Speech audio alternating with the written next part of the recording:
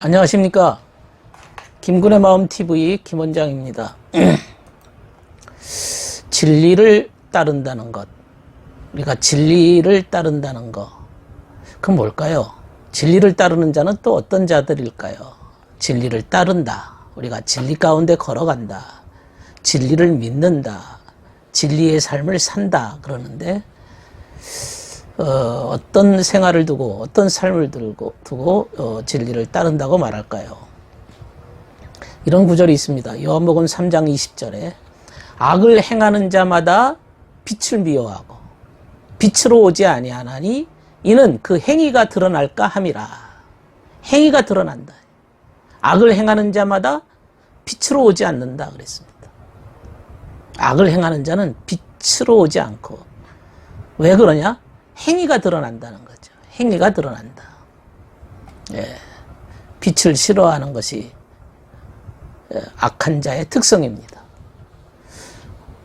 그 이유는 행실이 드러난다는 거예요. 행실. 예, 언젠가 그의 행실이 다 드러난다는 거죠. 그 이유가 빛을 싫어한다는 거죠. 그들의 행실이 드러나니까. 예, 그들의 악이 공개되니까. 그들의 한 짓이 결국에 다 숨길 것이 없이 공개적으로 다 펼쳐지게 된다는 거죠.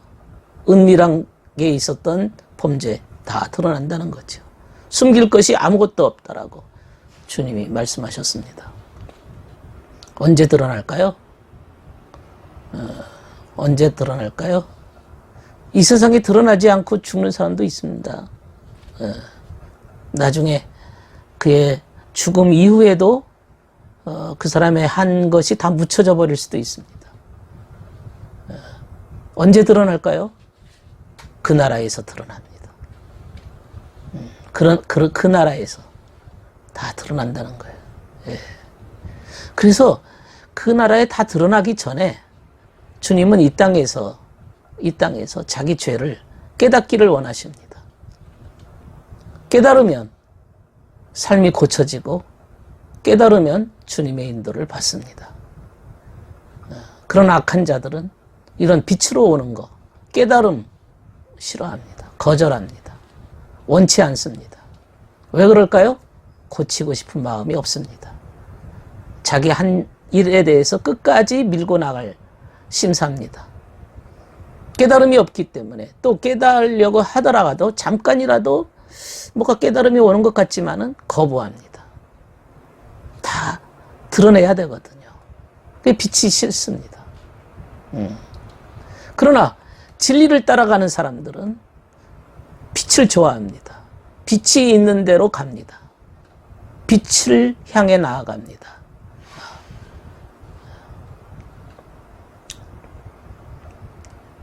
그 빛으로 나아가는 사람, 그게 깨닫는 사람이요 진리를 따르는 사람입니다. 그래서 바르게 행동하는 사람들은, 진리 가운데 사는 사람들은, 의롭게 사는 사람들은 비공개가 아닙니다. 언제나 공개적으로 행동한다는 말입니다. 왜 공개적으로 행동할까요? 그의 성품과 그의 행동이 말을 하기 때문에 그렇습니다. 그 사람은 믿지 못할지라도 그분의 한 행위를 봐라. 그 행위가 그 사람을 말해주는 것이다 하기 때문에 공개적으로 행동하는 것이죠. 우리가 진리와 이렇게 진리의 빛, 이게 좀 다릅니다. 빛은요, 우리가 진리를 이렇게 순종하고 실천하다 보면, 진리 가운데 살다 보면 내 마음이 그 진리의 그 빛을 받아들입니다. 영접합니다. 마음이 열려집니다. 진리의 빛이 마음속에 들어옵니다. 내가 진리 가운데 외적으로 행동하면 그 빛이 들어옵니다. 마음속에 그 진리의 빛이 마음속에 들어오고 마음을 열게 됩니다. 그래서 진리를 순종하지 않으면 진리의 빛이 없는 거죠. 진리에 순종할 때 진리의 빛이 마음속에 들어오는데 진리를 순종하지 않으니까 진리의 빛도 없는 거죠. 그래서 성경에는 계명을 지키는 자는 아버지 뜻을 행하는 자는 이게 하나님께 속한 건지 하나님께 속하지 않은 건지를 알 것이라 그랬어요. 요한복음 7장 17절에. 계명을 지키는 자, 그러니까 진리 가운데 사는 자들은 금방 압니다. 이게 하나님에 속한 것이야. 이게 하나님께 속한 게 아니냐. 이거를 분별합니다. 계명을 지키는 자들은, 그러니까 진리를 실천하는 자들은 그걸 안다는 얘기는 빛이 들어온 거죠. 지각이 들어온 거죠. 깨달음이 들어온 거죠. 분별하는 능력이 들어온 겁니다. 진리를 순종할 때 진리의 빛이 들어온다는 얘기죠. 이것이, 이 교리가, 이 말씀이 어떤 분이 설교하는데 그 설교가 하나님 뜻대로 하는 설교인지 자기 욕심에 쩔어서 하는 설교인지를 알 것이라 그래요. 알 것이다. 진리를 순종하는 사람들은 그게 분별이 됩니다. 분별이 됩니다. 그냥 멍청하게 앉아서 그냥 아멘 하는 게 아니죠. 진리 가운데 사는 자들은 진리의 빛이 들어오기 때문에 그걸 분별할 수 있는 능력이 있다는 거죠. 빛입니다. 빛. 그러니까 빛이라는 것은 하나의 지식입니다. 지식으로 분별하지요. 그러나 지식이라는 것은 좀 낮은 수준의 이해력이죠. 영적인 빛이 필요합니다. 영적인 빛. 좀 더 신령한 자들은 영적인 빛을 받습니다. 영적인 빛은 진리를 실천할 때, 선용할 때, 적용할 때, 그걸 행동할 때 영적인 빛이 들어옵니다.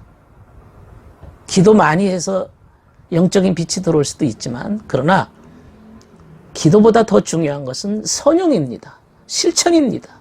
기도하고 실천하지 않으면 그것도 제대로 된 진리적 삶이라고 말할 수는 없죠. 예. 영적인 선, 영적인 실천만이 영적인 빛이 들어옵니다. 영적인 빛이 들어옵니다. 이게 바로 내가 선행을 하거나 선을 실천하거나 선에 이렇게 일을 할 때, 선한 일을 할 때 생명의 빛을 받게 된다고 하는 통로를 만들어냅니다. 깨달음이 오는 거예요. 벌써 달라요. 실천하는 자와 말로 떠드는 자와는 다릅니다. 보는 눈이 다르고 분별력이 다르고 빛이 다른 거죠. 너 안에 있는 빛이 어두우면 온몸이 어두울 것이라 그러잖아요. 네 안에 있는 빛이라고요. 내 마음 깊은 곳에 있는 빛이 다른 거죠. 네. 우리가 마음의 빛이 중요한 겁니다. 이 빛이 어두우면 분별력도 없는 거죠. 빛을 잃으면 무엇으로 밝게 하겠느냐. 빛이 중요합니다. 마음의 빛. 우리는 이 세상을 보는 관점에서 이 마음의 빛이 있는 자들은 그것을 제대로 볼 수 있는 눈들이 있습니다. 그러나 소경들은 분별력을 잃어버리고 이해력을 놓쳐버립니다. 그것은 내가 마음의 빛이 둔하고 어둡기 때문에 그렇습니다. 그걸 우리는 좀 더 빛의 수준이 강한 것도 있고 좀 약한 상태가 있습니다. 네, 그렇죠. 좀 더 예를 들면 에덴 동산에 살았던 그 태고적 그 사람들, 주님과 교제하며 살았던 사람들의 마음의 빛이 다르겠죠. 예, 아브라함 속에 있는 마음의 빛이 다를 것이고 오늘 현대인들 마음의 빛이 점점 어두워져 가고 있지 않습니까? 다 상태가 다릅니다. 예, 상태가 다릅니다.